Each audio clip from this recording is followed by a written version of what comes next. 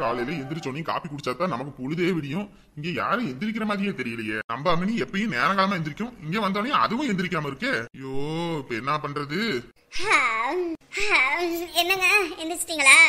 எந்திரிச்சாச்சுமா. என்ன யாரும் எந்திரிச்சு காப்பி கூட வச்சு கொடுக்க மாட்டேங்கிறாங்க. மணி என்ன இப்போ? 5:30 ஆகுதுமா. காலையில எந்திரிச்சோன்னே எனக்கு காப்பி குடிச்சு பழக்கம். இப்ப என்ன பண்றது? ஓ ஆமால, 5:30 ஆயிடுச்சா? புது இடம்ல, அதனாலதான் எனக்கு தூக்கமே இல்ல. ராத்திரி எல்லாம் புரண்டு புரண்டு படுத்து இப்பதான் தூக்கமே வந்துச்சு. நம்ம மருமவக்காரியை எழுப்புனா எந்திரிக்க மாட்டா. நம்ம வீட்லயே அத்தனை கதவை உடைச்சா கூட எந்திரிக்க மாட்டா. இங்கே எந்திரிக்க போறா? சரி, நீ ஏன் காப்பி போட்டு எடுத்துட்டு வரியா? ஏங்க, சம்மந்தி வீட்ல வந்து நான் வேலை செய்யறதா? அதெல்லாம் சரிப்பட்டு வராது. இருங்க, சம்மந்தியை எழுப்புறேன். சம்மந்தி, சம்மந்தி! இந்த வீட்ல யாருக்கும் பொறுப்புன்றதே இல்ல போல இருக்கு. நேரங்காலமா எந்திரிக்க கூட மாட்டேங்கிறாங்க. இப்படி வாயால கூப்பிட்டாலாம் எந்திரிக்க மாட்டாங்க. போய் கதவை தட்டு போ. சரி சரி. சம்மந்தியம்மா, சம்மந்தியம்மா.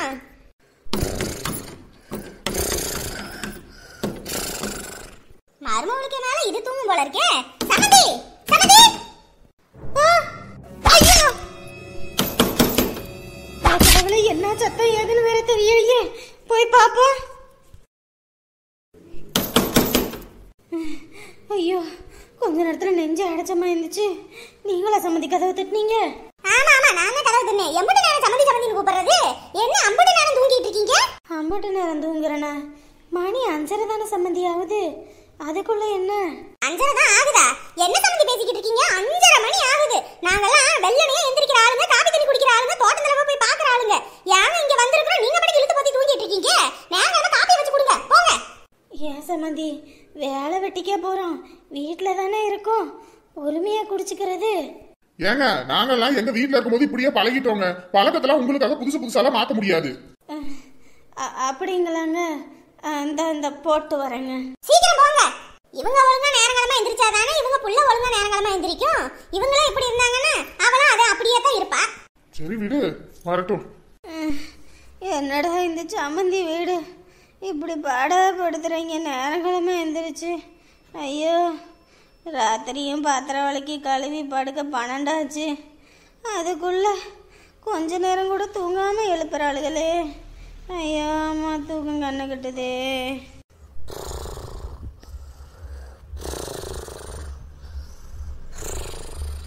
என்னம்மா மணி ஆயி போச்சு, ஒரு காப்பி வைக்க இம்புட்டு நேரமா? அப்பயே போனுச்சு இந்த சம்மந்தியம்மா. என்னதான் பண்ணுதுன்னு தெரியலையே. சம்மந்தி, சம்மந்தி!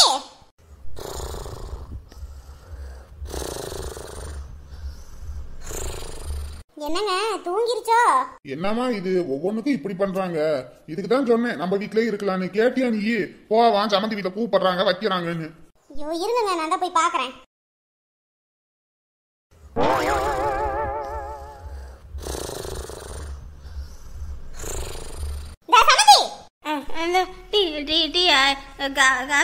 காபி வச்சுட்டேன். முதல்ல கண்ணை பாருங்க. சம்மந்தியம்மா, நீங்க என்ன பண்றீங்க இங்க? காபி வச்சிட்டு வந்துட்டு இருக்கேல்ல. நல்லா வச்சீங்க காப்பி. பெச்சல் தலவணி எடுத்து வந்து போட்டு படுக்க வேண்டியதானே? ஒரு காப்பி வைக்கிறதுக்கு இம்புட்டு நேரமா? தூங்கி வலிஞ்சிட்டு இருக்கீங்க. நீங்க ஒழுங்கா நேரம் உங்க புள்ள ஒழுங்கா இருப்பா. இங்க வந்தா தானே தெரியுது. இப்படி இருந்தா அப்புறம் அவள அப்படி தானே இருக்கா. சம்மந்தி, நீங்க எதுவும் நினைச்சுக்காதீங்க சம்மந்தி. இந்த உடனே எடுத்துட்டு வரேன். நீங்க போய் உட்காருங்க சம்மந்தி. எடுத்துட்டு வாங்க. ஐயோ, பாடா படுத்துறாளுகளே. என்னம்மா ஆனிச்சா இல்லையா? ஆனிச்சா இல்லையா? அது தூங்கி வலிஞ்சிட்டு இருக்குது. ஷோ கடவுளே. சரி வராங்க, அமைதியா இரு. இந்தாங்க சம்மந்தி, காப்பி எடுத்துக்கங்க. இந்தாங்க சம்மந்தி. எதுவும் தப்பா நினைச்சுக்காதீங்க. ராத்திரி பாத்திரம் கழுவிட்டு படுக்கிறதுக்கு 12 ஆகி போச்சு. அதான் எந்திரிக்க முடியல. எனக்கெல்லாம் ராத்திரி நேரங்காலமா படுத்தாலும் சரி, லேட்டா படுத்தாலும் சரி, விடியும் போது நேரமா எந்திரிச்சு ஆகணும். அதுதான் எனக்கெல்லாம் பிடிக்கும், பாத்துக்கங்க. சரிங்க சம்மந்தி. அதான் இப்ப காப்பி வச்சு கொடுத்துட்டேன், குடிங்க. கொஞ்ச நேரம் நான் தூங்கி எந்திரிச்சிட்டு சமைச்சு தாரேன். தூங்க போறீங்களா? போய் டிப்பனுக்கு ஆக வேண்டிய வேலையை பாருங்க. இப்பயே என்ன சம்மந்தி அவசரம்? நேத்து ஆக்கின குழம்பெல்லாம் கிடக்குதுங்க. பொறுமை எந்திரிச்சு இட்லி ஊத்துறதானே அவிச்சுக்கலாம். ஐயோ, வாழ்ற பொண்ணுங்க இந்த மாதிரி எல்லாம் எந்திரிச்சோனே தூங்க கூடாது. வீட்டு வேலையை போய் பாருங்க. காலையில நம்ம எப்படி 9 மணிக்கு 9:30 தான் சாப்பிடுறோம். இருந்தாலும் எந்திரிச்சதுக்கு அப்புறம் மறுபடியும் படுக்கையை போடக்கூடாது. அது தத்திரம், கஷ்டம் வர வீட்டுக்கு. சரிங்க சம்மந்தி, நான் போய் வேலையை பாக்குறேன். அடி பாவிகளா, என் மாமியார் கூட என்னை இப்படி வேலை வாங்காது. நான் தூங்கினேன்னா கூட அது எதையாவது ஒரு வேலையை பார்க்கும். இவளுக்கு தூங்கவும் விட மாட்டேங்கிறாளுங்க, ஒன்றும் விட மாட்டேங்கிறாளுங்க. ராத்திரி முழுக்க சண்டையா போடுறாளுங்க. காலையில எந்திரிச்சு காப்பி கேட்குறாளுங்க. நிம்மதியே இல்லாம ஆக்கி போட்டாளுங்களே. இதுகளை விருந்துக்கு கூப்பிட்டதுக்கு நானே எனக்கு ஆப்ப தூக்கி வச்சுக்கிட்ட மாதிரி இருக்கு. எங்கிட்டு போய் முடிய போதோ? நான் வேற ஒரு வாரம் இருந்து தங்கி சாப்பிட்டுப்புட்டு போகணும்னு சொன்னேன். இந்த ஒரு வாரத்துல கிழிஞ்சிரும் போல இருக்கே எனக்கு. அன்பாலே அழகாகும் வீடு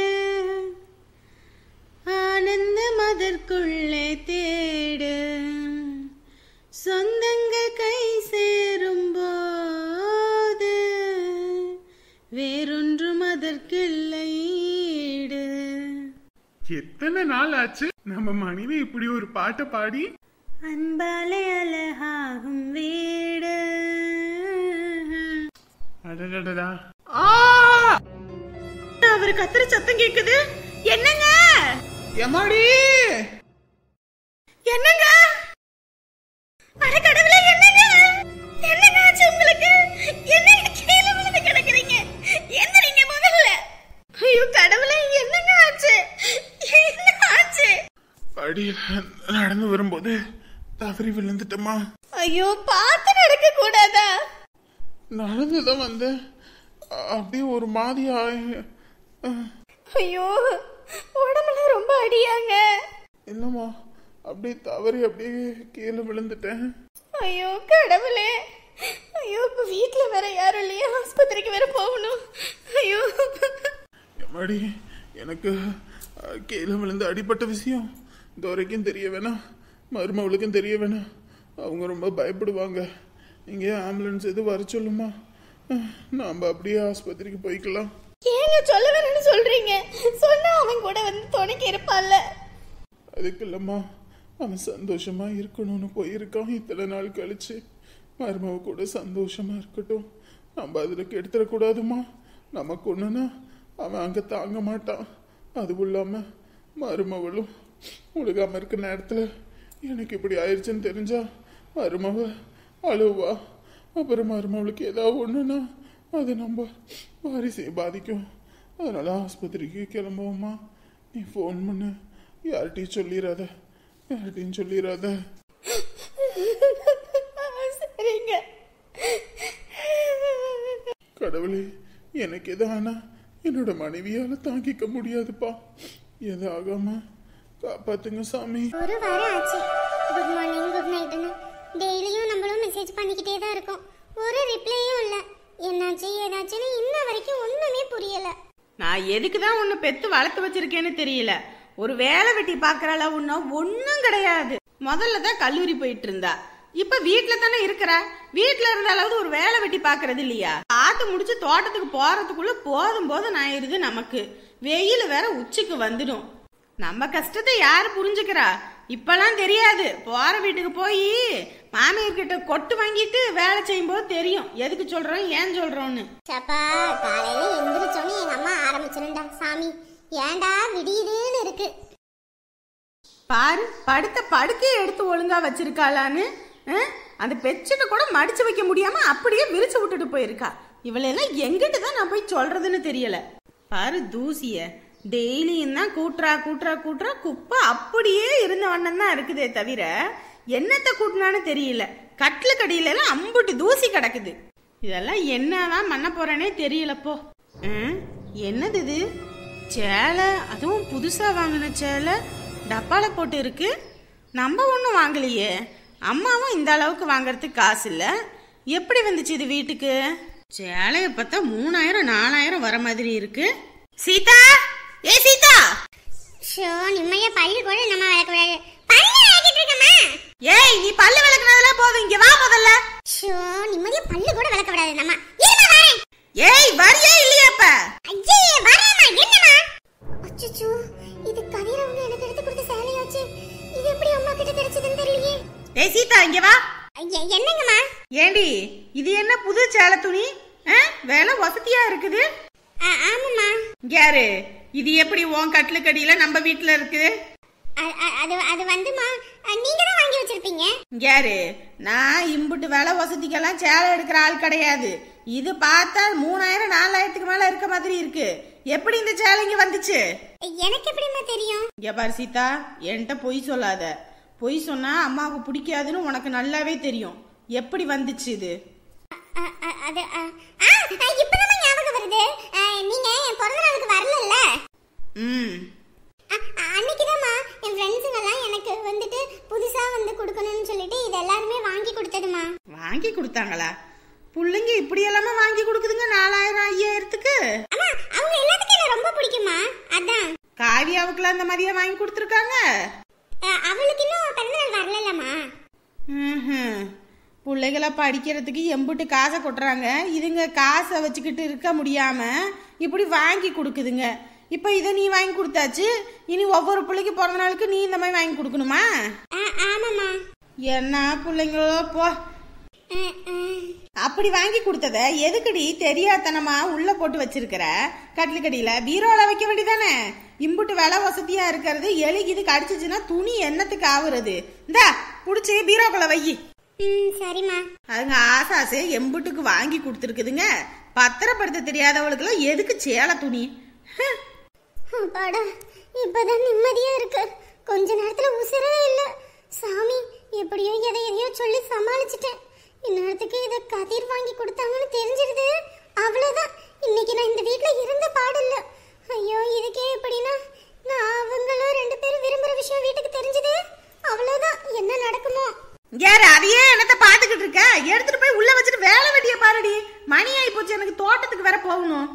நான் போய் வைக்கிறேம்மா. என்னது இது? மனசெல்லாம் என்னமோ மாதிரி இருக்கு, ஒரு மாதிரி பதட்டமாவே இருக்கே. காலையில கண்ட கனவும் சரியில்லை. அக்காவுக்கு எதுவும் பிரச்சனையா என்னன்னு தெரியலையே. அம்மா இவ்வளவுதான் பாத்திரம், வேற பாத்திரம் எதுவும் இல்ல.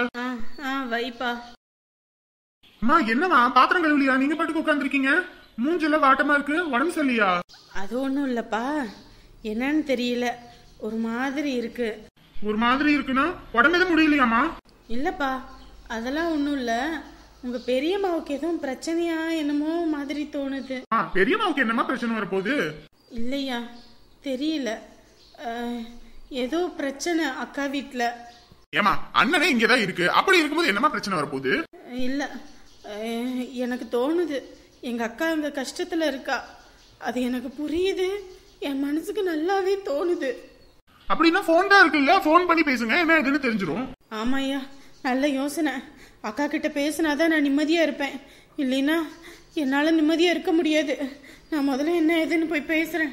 என்னாச்சுன்னே ஒன்னும் புரியலையே. ஹலோ ஃப்ரெண்ட்ஸ் அண்ட் ஃபேமிலி, எல்லாரும் எப்படி இருக்கீங்க? நிச்சயம் எல்லாரும் நலமா இருப்பீங்க நம்புறோம். நம்மளோட வீடியோ உங்களுக்கு பிடிச்சிருந்துச்சுன்னா மறக்காம லைக் பட்டனை தட்டி விடுங்க.